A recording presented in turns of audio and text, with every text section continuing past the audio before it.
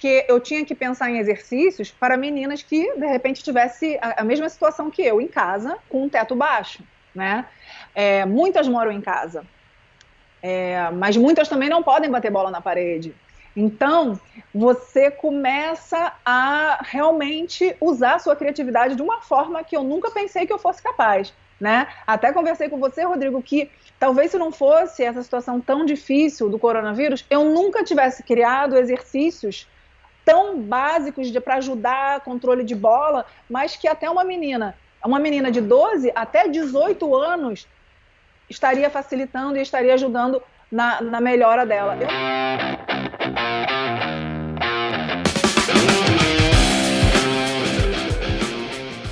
Bom dia, boa noite, boa tarde, galera que segue aqui nosso canal Vôlei no Estado Unido. Estou aqui mais uma vez com a Fernanda Braga. Fernanda, bom dia, boa tarde, boa noite, tudo bem? Bom dia, Rodrigo, boa tarde, boa noite para você e para todo mundo que está assistindo a gente. Obrigado. E estamos aqui hoje para falar mais uma vez sobre o voleibol nos Estados Unidos. E hoje a gente vai falar sobre um assunto que o pessoal tem me perguntado muito. E eu gostaria de explicar um pouco como é que a gente fez aqui, né, Fernanda? Esse lance da pandemia, da Covid-19, do coronavírus. E tudo que a gente fez aqui na NBVA, a gente, na verdade, hoje voltou a funcionar de novo na NBVA. E foi um processo longo, né? Desde a nossa primeira viagem lá para Orlando, quando isso estava mais ou menos começando, eu e a Fernanda viajamos juntos para um torneio lá. E até hoje, o primeiro processo de reabertura aqui, né, Fernanda? Então a gente vai tentar explicar um pouquinho como é que a gente fez e o que a gente acha que vai acontecer no futuro, como o voleibol vai ser nos próximos meses pra gente. Então, para lembrar, Fernanda, lembra como é que a gente foi naquele torneio lá em Orlando, como é que tudo isso começou pra gente aqui? Lembro bem, porque embora se falasse do vírus, né, não dentro do ginásio, né?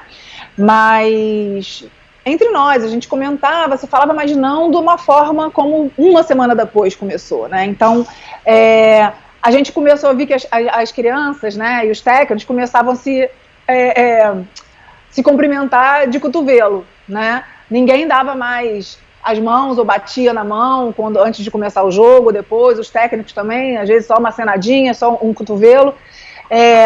Mas a forma como isso mudou, eu posso dizer que praticamente, pelo menos para as pessoas do voleibol, foi assim, e para a gente também, quase que da noite para o dia. Foi antes torneio, pré-torneio de Orlando, pós-torneio de Orlando. Foi uma mudança rápida, né, nas nossas decisões, em tudo, que mudou tudo nas nossas vidas.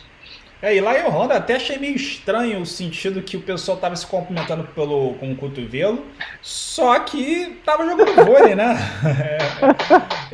Tudo bem, bom, para explicar pra galera em casa, num torneio desse você vai ter aí 10 mil pessoas, entre pais e atletas e treinadores e staff, árbitros de vôlei, então são 10 mil pessoas dentro de um espaço de um convention center que é grande, mas é lotado, né? Então, e fechado, né? Completamente fechado. Então, para você, hoje em dia, olhando para trás, foi um torneio muito arriscado, na verdade, porque hoje em dia você não pode ficar nem a 2, 3 metros de distância de uma pessoa sem máscara. Lá tava todo mundo sem máscara, todo mundo tocando bola de vôlei. As meninas, eu lembro uma menina até engraçada do nosso time, ela tava tocando o cotovelo na hora do comprimento, mas quando eu olhei pro banco de reserva, ela tava roendo unha no banco de reserva. Eu falei, cara, isso aqui não faz sentido nenhum, né? Mas na época a crise não tava tão grande assim, então a gente jogou o torneio legal, né? Não teve problema nenhum, que eu saiba, saindo daquele torneio, né? Uhum. E depois eu fui pro Brasil, inclusive, que quando eu tava no Brasil aí que a crise começou a piorar e vocês voltaram para casa. E isso aí foi mais ou menos no dia 5 de março. E chegando ao quê? No dia 12 de março foi quando a crise começou a piorar bastante, que eu resolvi fechar o ginásio naquele dia, né? Isso, e eu lembro até que a gente conversou, porque no último dia do torneio, à noite, eu comecei a receber algumas mensagens dos meus amigos italianos, perguntando como estava aqui. E alguns, por curiosidade, eu comecei a perguntar, e eles falaram, Fernanda, porque até então a gente não tinha visto o que era, né, o vírus. Eles falaram, Fernanda, não é brincadeira, não saia de casa. Aí eu falei do clube e tal, eles falaram até, se você puder, poxa, vota para fechar o clube, né?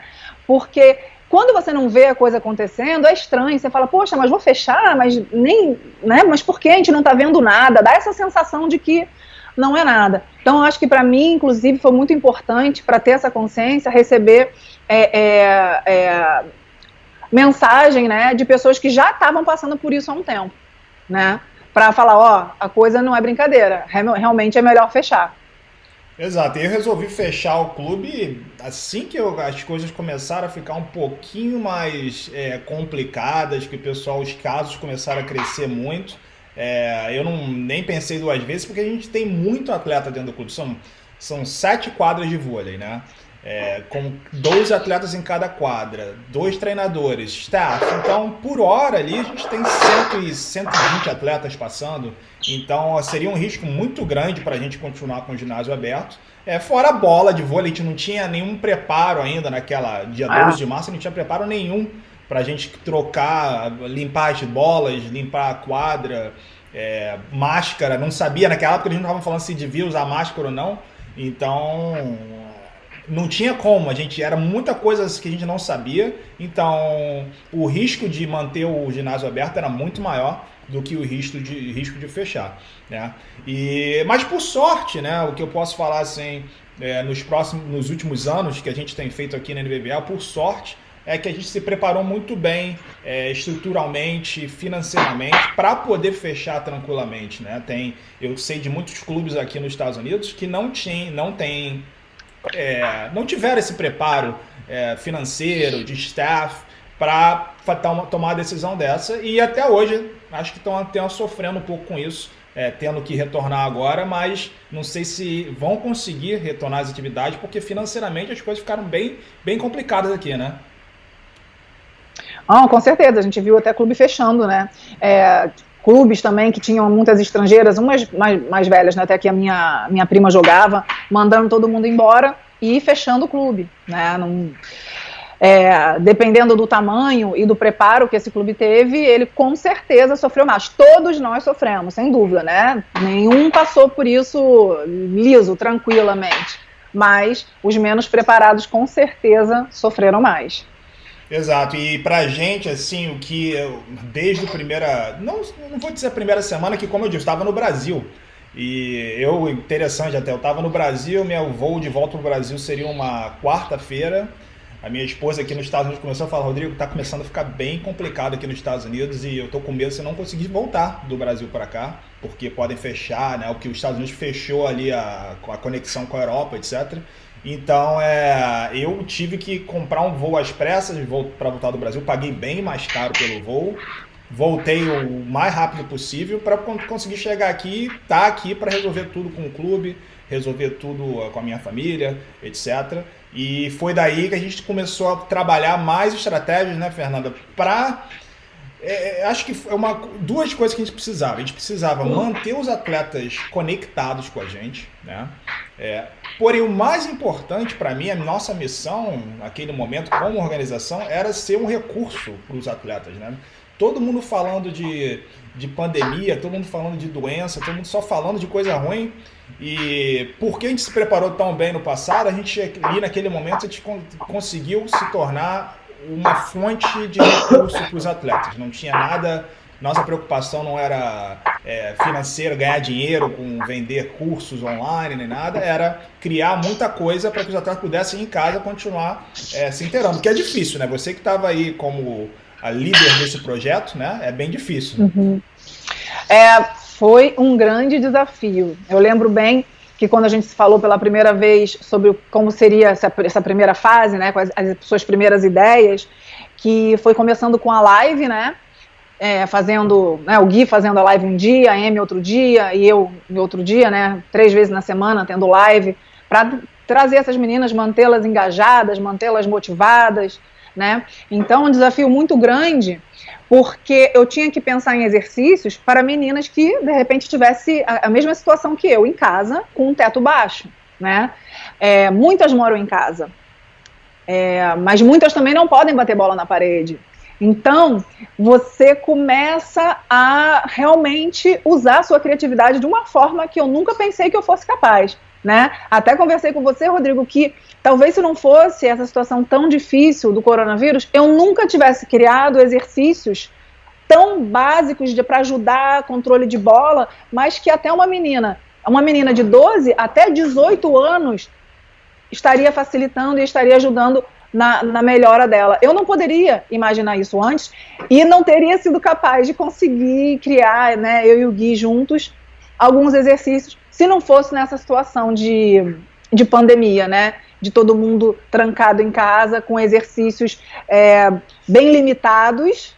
Então a criatividade teve que vir rolando solta, né? Então, nas lives, e depois você veio com a ideia do leaderboard, que foi muito legal. Até se você pudesse explicar, que você explica melhor que eu com a relação, né? Porque era disputa de time, vou deixar passar a bola para você explicar e depois eu comento a questão dos exercícios.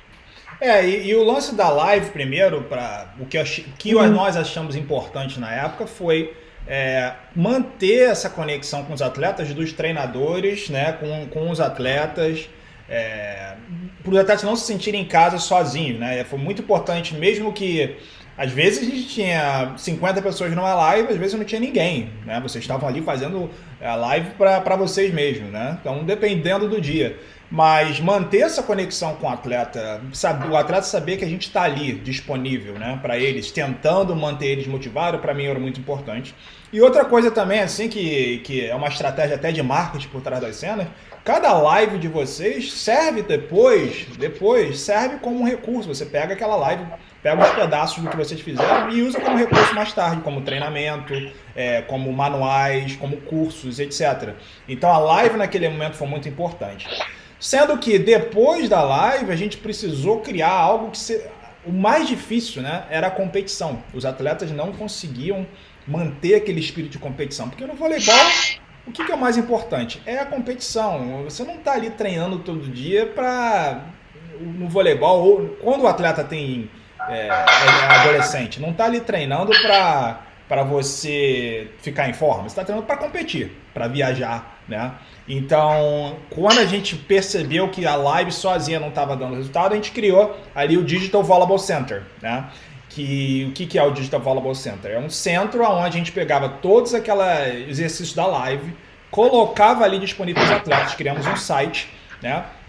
E além disso, além dos exercícios, a gente criou um leaderboard, que é um ranking, que os atletas, dependendo se eles conseguissem terminar um exercício que a gente tinha passado e mandava um videozinho pra gente fazendo exercício, a gente dava uma pontuação para elas. Então virou uma competiçãozinha dentro do clube que acabou que a gente tinha ali mais ou menos umas 50 submissões por semana. Então os atletas, os pais ficaram muito felizes com isso também, porque é difícil para o pai em casa, né, para motivar o filho e tal, mas ela está competindo, aí a gente já conseguiu um pouquinho mais de engagement, né? De engagement aqui quer dizer de conexão, né? Isso, e eu acho que uma coisa também que aconteceu, que é muito importante nesses momentos, você descobre as atletas mais engajadas, mais motivadas, as que querem mais. Nesse momento acaba que essas aparecem para você. Se você tinha dúvida de alguma ou outra, ou se você imaginava que talvez a fulana não fosse muito, ali é o momento, mostrou pra gente realmente as atletas que não sei qual é o nível que vão jogar, mas vão conseguir. Não sei qual é a faculdade que vão conseguir bolsa, mas vão conseguir, né? Porque muita determinação de se manter num momento tão difícil e único, ainda motivadas, participando de todas as lives, fazendo todos os exercícios do leaderboard, fazendo questão de participar, né? Então, nesse momento de dificuldade também vem, né, à tona essas reais atletas, né, futuras atletas. Sim, e aquele lance que você estava falando também, né? Não só para vocês como treinadores foi um desafio pensar dessa forma para criar os exercícios, para as atletas foi também um desafio para mostrar para a gente quem é que está em casa ali sem os equipamentos e recursos necessários, mas ainda assim se mostrando disposta, né? A gente conseguiu mesmo dar uma filtrada legal dentro da nossa organização do clube, quem seriam os atletas assim que realmente têm um futuro, né? E como treinadores, para vocês, eu queria que você explicasse um pouco, Fernando, o processo de pensamento, de estruturamento desses exercícios que vocês tinham que fazer aí, né? E a gente está falando aqui, exercício que você fazia em casa, no tapete de casa, com seu cachorro do lado, em cima do sofá, né? Então, qual que foi a estrutura metodológica na sua cabeça para criar esses exercícios? No início, a gente bolou mais os exercícios simples, né? Dentro de uma situação que você pudesse fazer com um teto baixo, dentro de casa, que você tem televisão, que você tem coisas que quebram. Então, era um exercício simples, de controle de bola. Então, um braço só, né? O outro braço, 10 manchetes seguidas paradas. Depois, manchete parada também, mas com uma perna só, que aí você trabalha o equilíbrio, mas é um exercício simples. Você não coloca muitos desafios num exercício só, né? Então, a gente começou nessa linha das coisas mais simples, exercícios mais cleans, né? Só a manchete. Então, agora é só o toque. Só o toque, eu toco com uma perna só, eu toco para frente, eu corro e eu agacho e seguro a bola na posição. Então a gente começou assim e depois a gente evoluiu para exercícios combinados, né? Então a gente evoluiu para, eu dou uma manchete, eu dou um toque e eu dou um snap, né? Tipo aquele encaixe de bola, né? E continuo, uma manchete, um toque, um snap. Ou então um poke, que a gente chama de croc, que é o da praia. Então a gente começou a fazer sequências que não só ajuda no controle de bola, mas na organização mental. Você tem que lembrar que eu dou a manchete, eu dou o toque, eu dou um croc e depois um snap. E depois, além de você lembrar, você tem que fazer um movimento rápido, né? Então a gente foi evoluindo e aumentando a quantidade de sequências. Depois a gente aumentou a dificuldade desse exercício de sequência. Então ela tinha que dar manchete sentada, a gente começava podendo dar 2, 3 manchetes sentadas, depois ela tem que levantar, dar o toque. Ela senta e dá a manchete, ela levanta e dá o toque. Depois a gente evolui, dá a manchete, levanta, dá o toque, faz o croc, por exemplo, ou o controle de bola, né? Depois a gente evolui para não poder fazer repetição. Antes era 2, 3 manchetes, agora é uma manchete, é um toque e é um croc, e senta de novo. Então essa foi mais ou menos a evolução que a gente fez ao longo das lives, principalmente. E foi uma evolução assim que, por um lado, né, a gente foi sempre descobrindo assim a maneira de melhorar, né? Por um lado, eu quero que você fale do exemplo das aulas particulares, né, que a gente criou, eu vou falar um pouco mais sobre isso. Tá. Então, por um lado, é perfeito, né? Você viu a evolução assim 100%, mas mais uma vez, tinham atletas que tinham essa disposição de fazer as coisas em casa, tinha atletas que realmente se não tiver a quadra de vôlei, não tiver as amigas do lado, não vão fazer, né? Então a gente teve que criar algo mais tarde para resolver esse problema. A gente gosta de dizer aqui, sempre aqui nos Estados Unidos, assim, no nosso clube, 80% dos atletas são pessoas que simplesmente estão ali para jogar o jogo e 20% estão ali realmente para chegar no próximo nível, né? Então é 80-20, às vezes, dependendo do ano, 10%, dependendo do ano, 20%, mas de 100 atletas, 20 delas realmente estão ali para chegar no college, no profissional, 80 delas estão mais educacional mesmo, recreacional, que não tem problema. Mas os exercícios que você estava fazendo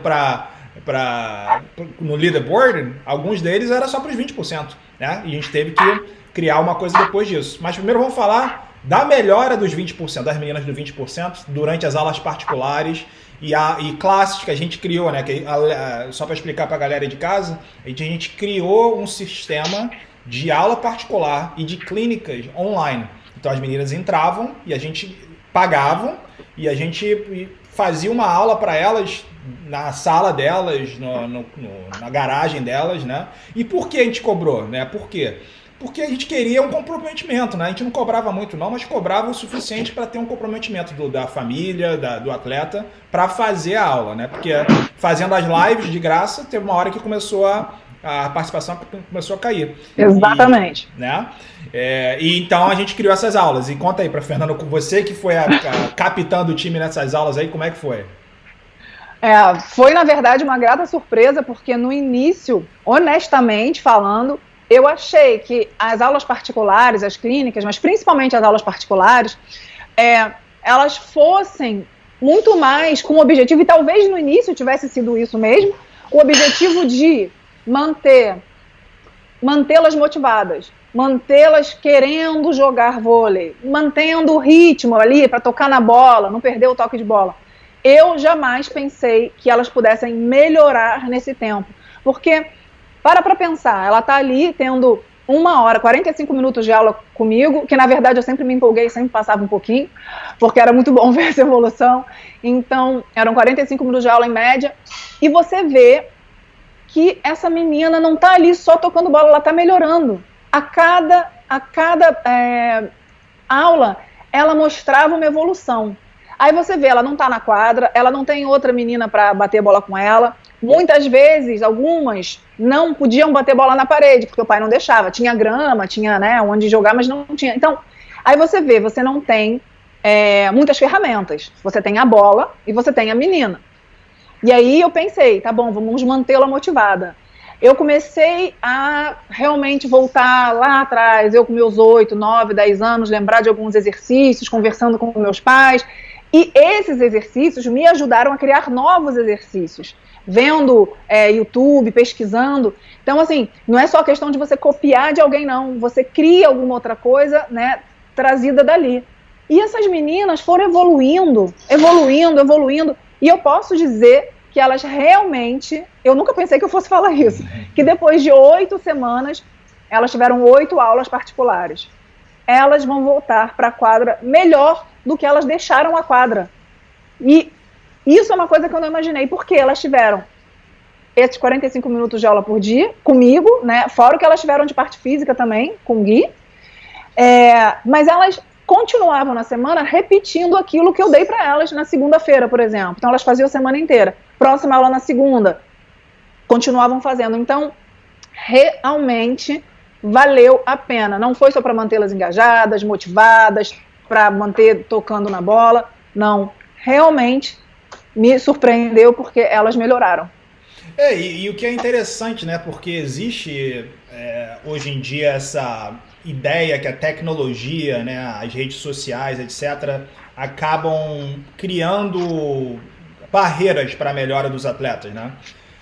Eu acho que essa pandemia, o Covid aí, essas coisas, é uma oportunidade para a gente aprender a usar isso como benefício, e é isso que aconteceu com essas aulas, né? Porque a gente está aqui na NBVA, a gente dá treino 2, 3 vezes por semana para o atleta.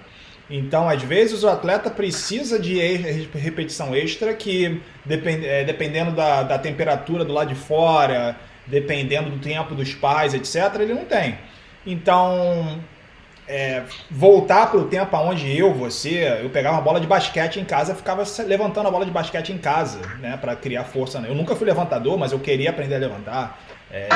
Eu e meu irmão, a gente fazia uma bola de vôlei com um saco plástico, enrolava com tape e botava uma faixa de karatê, que eu lutava karatê na época, tinha um negócio de esticar a rede de dormir, né, que minha mãe é do Pará, aí tinha rede, eu botava em casa e ficava jogando vôlei com meu irmão em casa.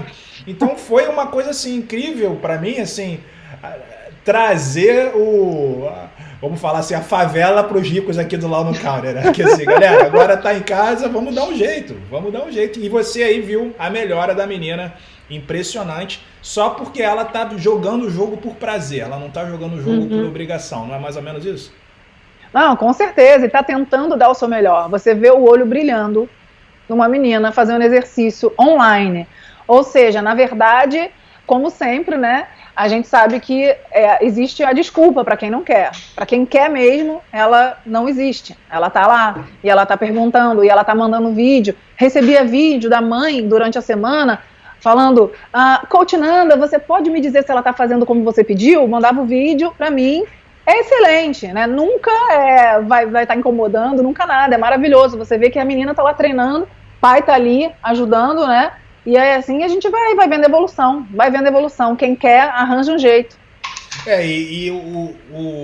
O que aconteceu durante esse período também, que eu tive como gerente, né, como CEO da NBVA, trabalhar com vocês, com o staff, era explicar para vocês, olha só, não é uma coisa imediata, né? Porque eu sei que era difícil, você, Guilherme, os outros membros do nosso time, tinham que às vezes trabalhar muito e a recompensa imediata não era tanta, né? porque você fazia um live e apareciam 50 pessoas no dia, no outro dia não aparecia ninguém. Ou criava um vídeo, aí uma tarefa e as meninas não faziam, né? Mas o legal, eu acho que pra mim, foi de assistir de fora, ver que vocês começaram a perceber que, cara, quanto mais a gente cria, se a gente for pescando uma por uma, né, e começando a criar essa ideia de que no futuro esse vai ser a norma, né? A norma vai ser, olha, você ao invés de ir do presencial para o virtual, você vai do virtual para o presencial. Isso que eu estou tentando aqui agora, nossa próximo passo, né? Que a gente vai falar daqui a pouco sobre como a gente acha que o voleibol, o esporte em geral vai ser no futuro. Para a gente vai ter que inverter as funções, né? O que não é uma coisa ruim, que já estava acontecendo, mas ninguém estava atacando essa realidade, que a realidade a vida hoje em dia acontece no virtual e depois vai para o presencial, né? As pessoas estavam tentando mentir sobre que a ideia que isso acontecia. Hoje em dia tudo acontece no virtual primeiro. Você acorda, você vai no seu celular, você acorda, a primeira coisa que você faz é falar com alguém pelo seu WhatsApp, pelo seu Messenger. Então você vive no virtual e o presencial é muito menos na sua vida hoje em dia. Felizmente e infelizmente, mas enfim, é a realidade. Então, criando essas estruturas, né, a gente começou a perceber que existe esse espaço de ir do virtual para o presencial, né? E que ele é real e que ele realmente, você pode colher frutos de. Não é uma coisa para passar o tempo só para dizer que fez. Realmente é alguma coisa que pode trazer resultados e acelerar, inclusive, o resultado das atletas, né? Por exemplo, a gente tem time que vai treinar três vezes na semana, né? Então vamos supor que, ao invés dela treinar as 3 vezes na semana só no clube, ela tenha exercícios para fazer em casa, que nem ela tem homework, ela tem trabalho de casa, tarefa de casa, toda criança tem, adolescente tem, vai para casa, tem lá o dever de casa para fazer. No vôlei ela também tem. Se ela treina segunda, quarta e sexta no clube, terça e quinta ela tem o dever de casa para fazer em casa, né, que é o virtual. Né? Então ela recebe a informação do coach, qual é o exercício dessa semana, de terça e de quinta, é esse. Ela faz e ela envia o vídeo para o coach. Né? Por que não? Você dá um feedback, você dá uma resposta para ela, dizendo o que ela precisa melhorar, e no próximo treino você vê que de repente das suas 12, 14 atletas, a maioria tem o mesmo problema, o mesmo defeito. Então você também ajuda até você a planejar o seu treinamento, os próximos treinamentos. Eu acho que realmente é excelente. Exato, e depois disso, né, o que a gente aprendeu, né, continuando nessa linha de pensamento, foi que às vezes as meninas não se sentem confortáveis, né, para ou estar ali sozinhas fazendo aquela aula ao vivo, ou então para ficar mandando pra gente aqueles vídeos dos challenges, os desafios que a gente fez. Então, o que a gente fez? O próximo passo foi sair do leaderboard, que foi uma situação de você passa um desafio, a menina faz em casa, manda pra gente, a gente criou um ranking. Para criar um cenário de curso, né? Para explicar ainda mais a fundo o que a gente estava esperando das meninas. Por exemplo, no passe, ao invés de simplesmente falar, aqui está um exercício de passe, que eu vi aqui em todas as redes sociais aqui nos Estados Unidos, eu estava vendo os clubes botando, desafio tal, e a gente fez também. Eu pensei, né, vamos dar mais instrução para as meninas. Por que não um curso para as meninas tão bom quanto um curso para os treinadores, né? Será que o atleta não gostaria de aprender por que ela está fazendo A, B ou C? Ou como melhorar naquele desafio, né, que a gente está tentando passar para ela? Então a gente começou a criar modelos de curso, que as meninas se inscrevem, a gente coloca elas dentro do curso. E a Fernanda é a instrutora do curso online, então alguém mais ou menos no virtual.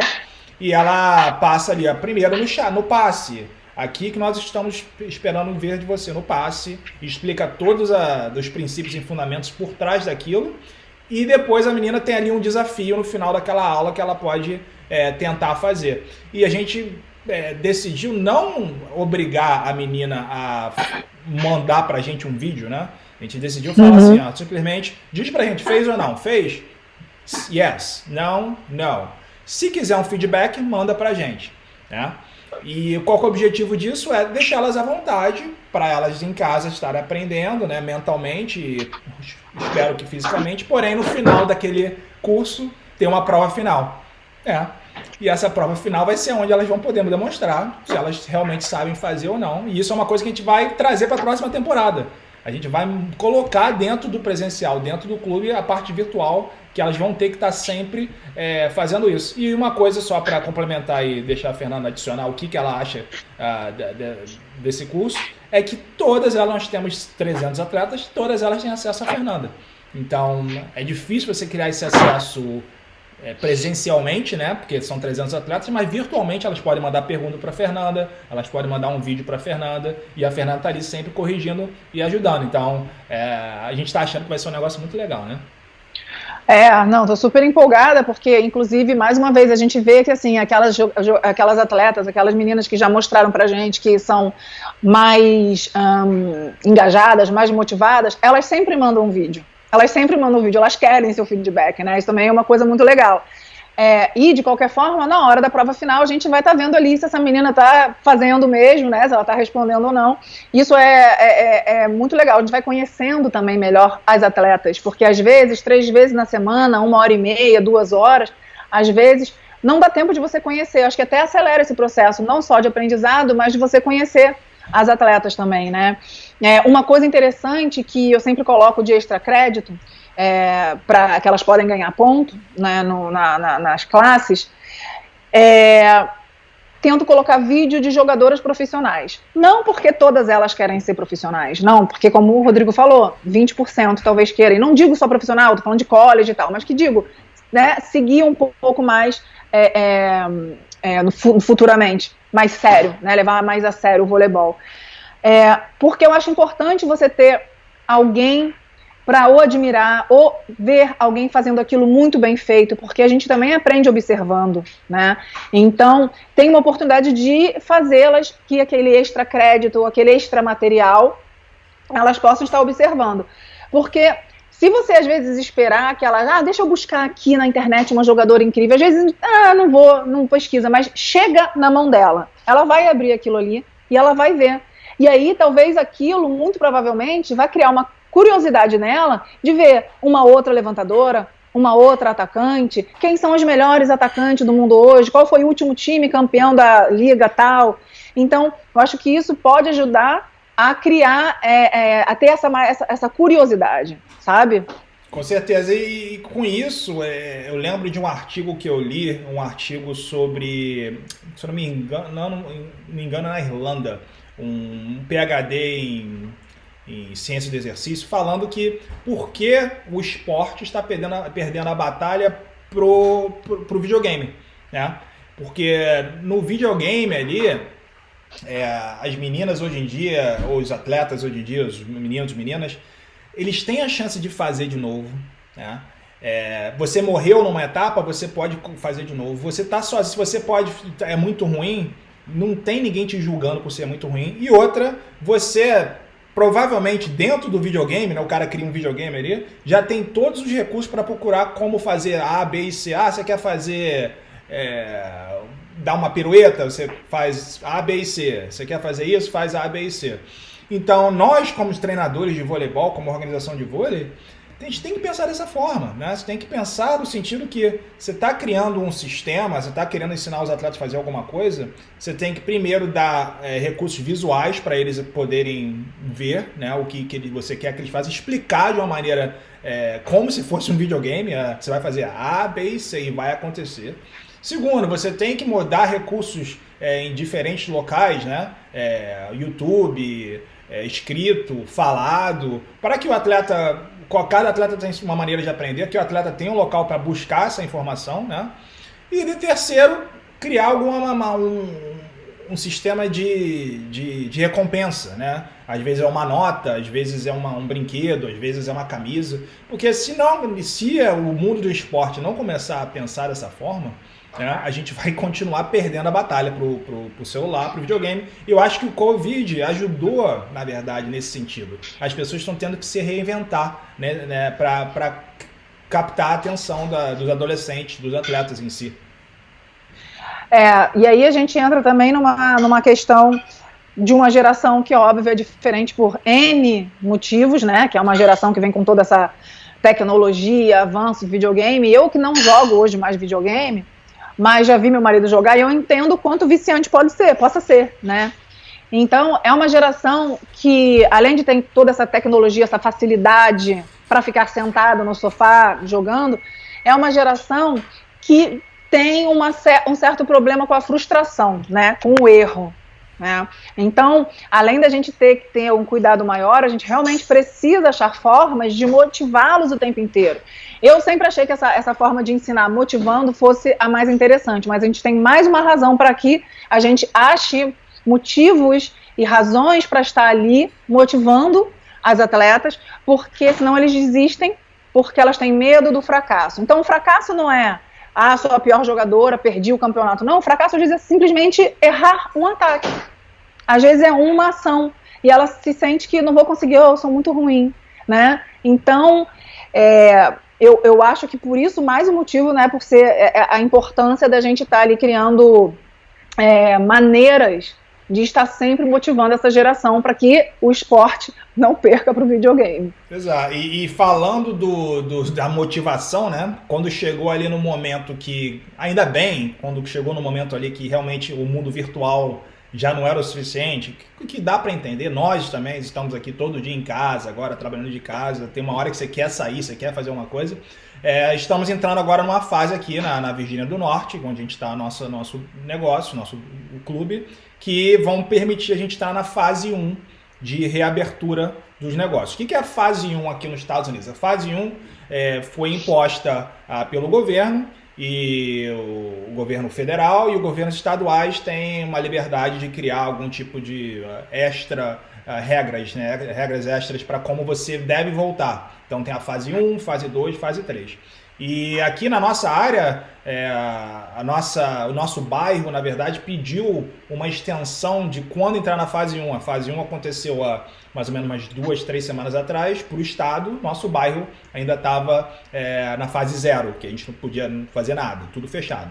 E então, hoje, na verdade, a gente entrou na fase 1. E o que a gente fez, né? A gente tem um ginásio que tem estacionamento lá de fora. Na fase 1, o governo não deixou a gente botar os atletas para dentro, mas falou, tudo bem deixar os atletas do lado de fora. Pelo menos 10 atletas, não pelo menos, né? No máximo 10 atletas podem estar do lado de fora. Para ser um pouco mais precavido, a gente só está fazendo aulas particulares, né? Você pode ter 2, 3 aulas particulares acontecendo lado a lado, então aí são 6 pessoas no máximo. E o que vai acontecer do lado de fora, usando a parede, usando uma redezinha que a gente criou do lado de fora, né? A gente trouxe a quadra lá de dentro para o lado de fora, colocamos lá duas redes. E o que é interessante nisso, né, Fernanda, é que os atletas agora estão saindo daquele conforto, né, do ginásio climatizado e estão tendo que voltar às raízes. Onde você joga vôlei onde dá para jogar vôlei.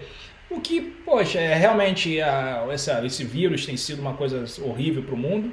Porém, pelo menos uma coisa positiva, né? Trazendo a raiz por que você faz o esporte, né? E a gente hoje deu para pegar uma provinha disso, né? Você deu a primeira aula particular hoje no estacionamento da NBVA.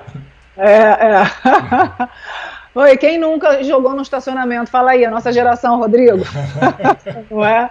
Então, bom, mas esse estacionamento já é muito melhor do que o estacionamento que eu joguei. A rede limpinha, tudo higienizado, tem todo um protocolo de como a gente deve se comportar, distância segura, luva, máscara o tempo inteiro, né? E eu vou dizer que foram 45 minutos de aula, né? A rede está montada, tem o target, né? A biruta, né? Para levantar. Então essa foi a minha primeira experiência. Foi com duas meninas de 12 anos e foi incrível. Foi muito divertido. Eu vi que elas estavam gostando, que estavam se divertindo. E por poder ter até 2 atletas, é legal, porque como eu não posso tocar na bola ainda nessa fase número 1, elas podem lançar a bola uma para as outras, né? Não fica só aquela coisa, ela ter que lançar para ela mesma e tal, né? Não que seja ruim, não é, porque a gente já viu que tem melhora nisso também, né? É bom, mas abre mais uma opção, dá mais uma opção para elas. E foi divertido. Foi legal. E conta mais um pouquinho, Fernanda. Então, só para a gente dar para o pessoal em casa aí uma boa noção, Tá. né? A gente criou umas quadras lá de fora, a gente criou um limite de até 2 atletas por aula, correto? O coach Isso. o treinador não toca na bola, o treinador usa máscara, correto? E Uhum. fica a mais de 3 a 4 metros de distância do atleta. Então, não existe interação física nenhuma entre o treinador e o atleta, nem encostar na bola do atleta o treinador está fazendo, correto? Isso. Como foi a primeira experiência, às vezes é até engraçado, porque isso é novo para todo mundo, né, gente? Isso é novo para todo mundo. Então, é, o estacionamento ele é plano, mas chega um momento que ele é um pouquinho íngreme. Então, uma bola errada, né, a bola sai correndo, aí o Gui hoje estava me ajudando, meu marido, saiu correndo para pegar a bola, que aí você tem a intenção de pegar a bola com a mão, não, com o pé, né? Até acostumar essas coisas, né? Que é tudo novidade. Então, funcionou tudo muito bem. A gente mantém essa distância de uns 3. Aliás, a gente manteve até um pouquinho mais, né? Porque não tinha necessidade mesmo de chegar mais perto.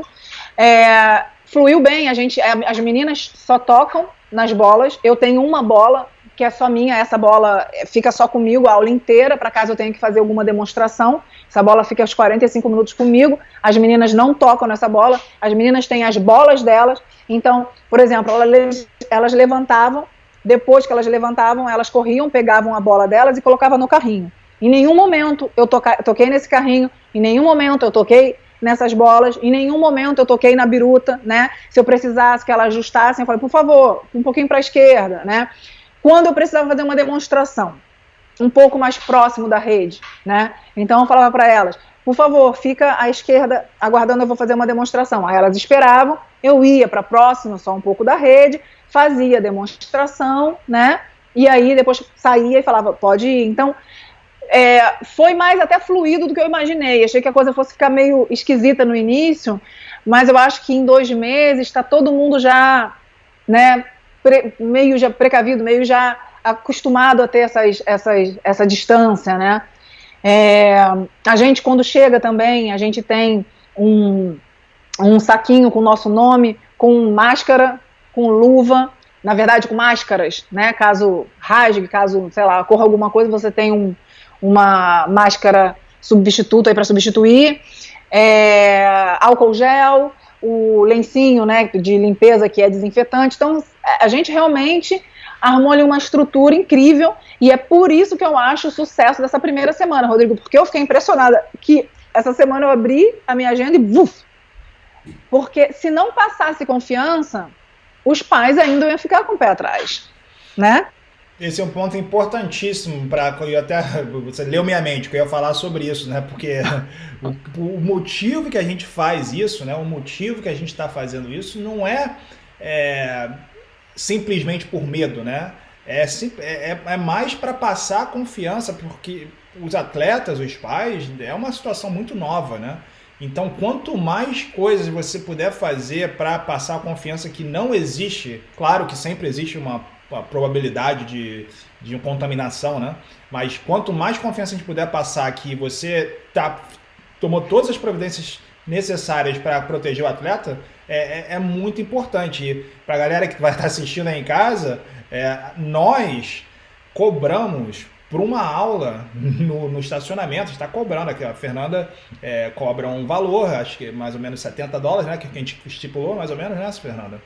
O da rede. A rede, então a gente está cobrando por materiais diferentes, a rede é $70, a parede, a gente está cobrando pela parede $50, mais ou menos isso. Mais uma vez, porque é claro que nós temos o ginásio grande, nós temos uma necessidade de manter nosso negócio funcionando, mas pelo comprometimento do atleta. E nós abrimos as inscrições na sexta-feira.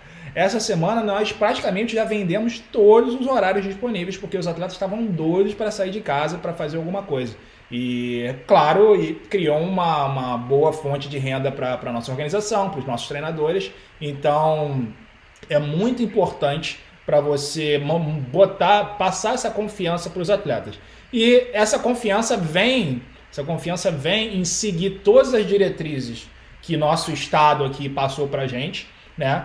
Não só o estado, nossa região passou para a gente, e adicionar mais, né? Porque como instituição privada, nós temos também recursos que o governo, que o Estado não passa para a gente. Então, a gente conseguiu não só seguir as diretrizes que o Estado passou para a gente, mas também adicionar mais coisas, né? Que a gente comprou desinfetantes, máquinas para desinfetar todas as redes. Nós compramos máscaras, não só a máscara aqui da boca, mas a máscara para cobrir o rosto inteiro para os treinadores.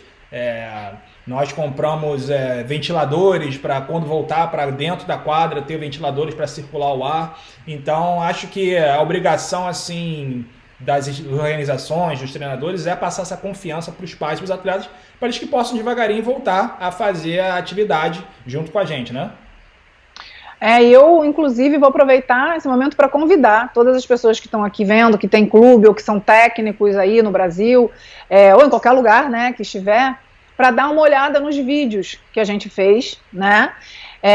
Estão na nossa rede social, se eu não me engano, no NVVA Voleibol. Porque eu acho que foi fundamental realmente a forma que a gente fez os vídeos. A gente mostrou como é que vai funcionar, como que vai ser o comportamento do técnico, como é que vai ser. Então a gente fez um vídeo, né? No vídeo mostra eu e o Guilherme, né? Um atleta e outro técnico, e como seria, né, esse comportamento, como funcionaria. Então nesse vídeo a gente mostra. Também tem um vídeo que mostra depois de cada sessão como vai ser feita a limpeza, né, para desinfetar. Então, passa muita confiança, e eu acho que é importante para as pessoas que vão começar no Brasil, ou daqui a pouco vão começar, ou estão começando, realmente o copiar, porque é algo que a gente pode falar que deu certo, né? Senão a gente não teria tido essa primeira semana com tantas aulas marcadas já. Sim, no YouTube, NVVA Voleibol tem, nosso Instagram tem bastante vídeo, NVVA Voleibol. Vou postar aqui na página Vôlei Estados Unidos também, já postei um, inclusive, mas é muito importante realmente, mas você está falando, nós, antes mesmo de abrir as aulas, já postamos vídeos, postamos anúncios de como vai se funcionar, porque os pais podem se sentirem muito mais confortáveis para poder voltar. E agora na fase 1. Na fase 2 já temos vídeos gravados para a fase 2. Já gravamos vídeos de como vai funcionar dentro da quadra. Marcamos todos os ginásios com espaço onde os atletas podem ficar, a distância de 3 metros de cada um. Também mostramos todos os processos de higienização de bolas, como os atletas vão fazer, onde os atletas vão entrar no ginásio, como elas vão circular. Então, o nosso trabalho realmente é um trabalho de precaução e pensar à frente de qualquer tipo de pergunta, de questão que os pais, os atletas possam ter, a gente está pensando à frente, né? E esperamos que agora, depois da fase 2, entremos na fase 3, que seja a fase que tudo vai estar mais ou menos liberado, né?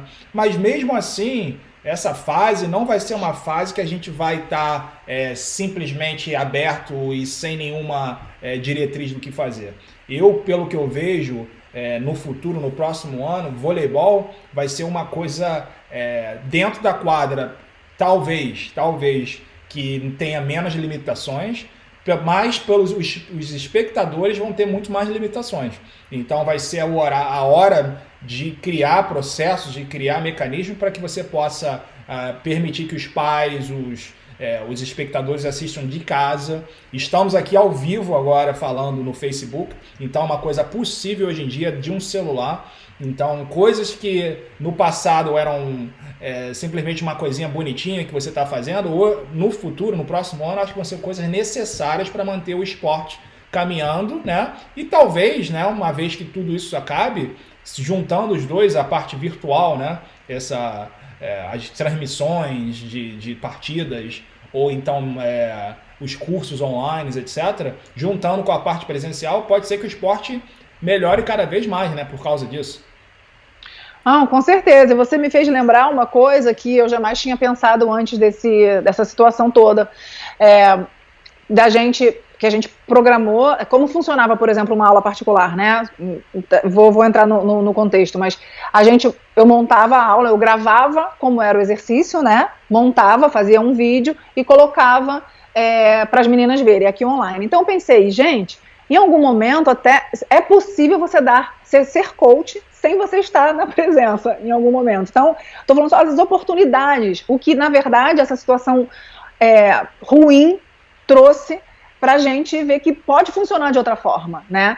Então, foi o que o Rodrigo estava falando. Então, os pais, se você montar uma estrutura que hoje é simples, né? Você tem uma webcam, o pai pode estar em casa assistindo. Como, de repente, vamos supor, eu tive uma urgência, eu posso dar um treino sem estar presente. Posso, televisão, passar o exercício e elas vão lá, eu consigo falar com elas ao mesmo tempo que elas estão treinando, né? Então, seria muito louco pensar nisso, se você tivesse me falado isso em dezembro. Fernanda, olha, tenho uma ideia agora, não ia fazer o menor sentido, né?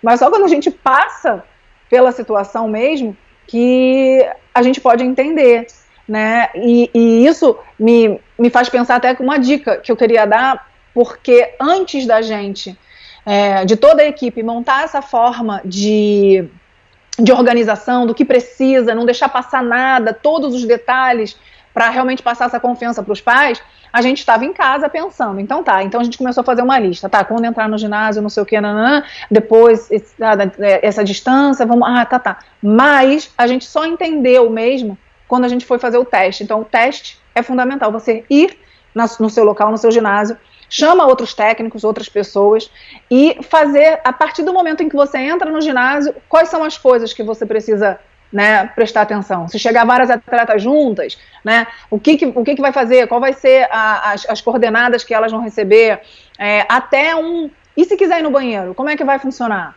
Né? Não vai aquela manada toda, todo mundo ao mesmo tempo, né? Então, são pequenos detalhes que a gente só consegue realmente perceber no momento que você está ali fazendo o teste mesmo, né?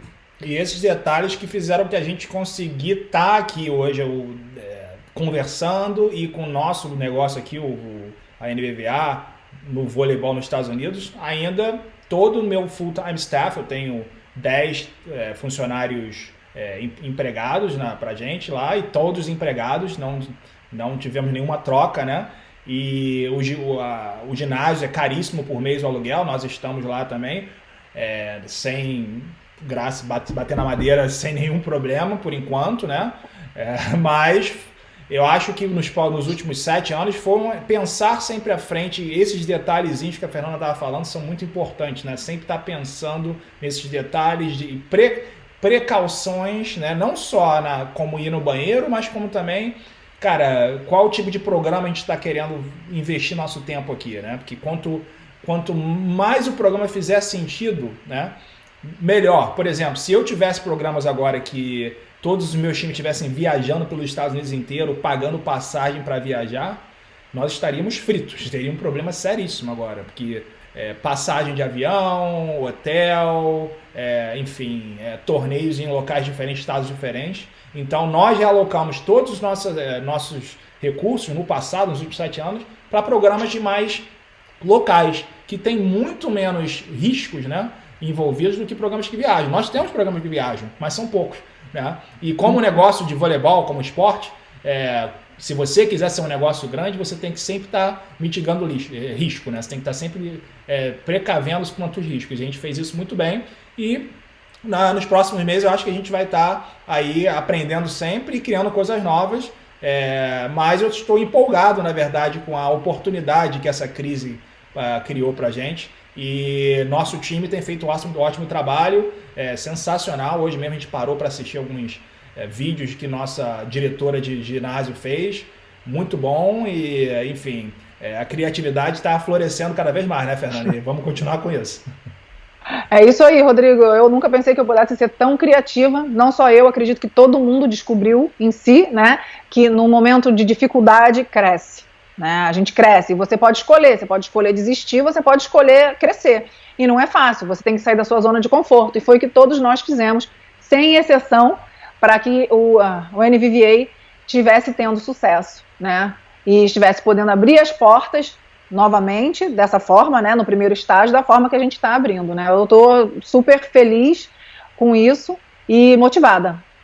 E vamos ver aí então quais são as cenas do próximo capítulo aí com o Covid. Espero que no Brasil as coisas melhorem como melhoraram aqui, né? Espero que as coisas no Brasil sejam feitas da maneira correta para que a crise passe rápido, mas Se alguém em casa aí tiver alguma pergunta pra gente, se você em casa tiver alguma pergunta de como a gente fez aqui nos Estados Unidos, a gente tem o maior prazer em responder. Manda pra gente aqui no comentário, por mensagem direta.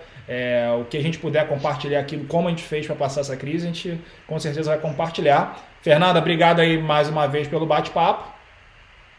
Obrigada, Rodrigo, é sempre um prazer. E para você aí que está em casa assistindo, muito obrigado por ter assistido aqui mais uma vez. E vamos estar tentando entrar ao vivo no Facebook, no YouTube nas próximas semanas. E também vamos ter aqui o episódio sempre gravado, postando no dia seguinte. Não esqueça de dar uma curtida aqui, ou então se inscreva no canal do YouTube e também no nosso Instagram. Um abraço, bom dia para todo mundo, boa semana, até a próxima.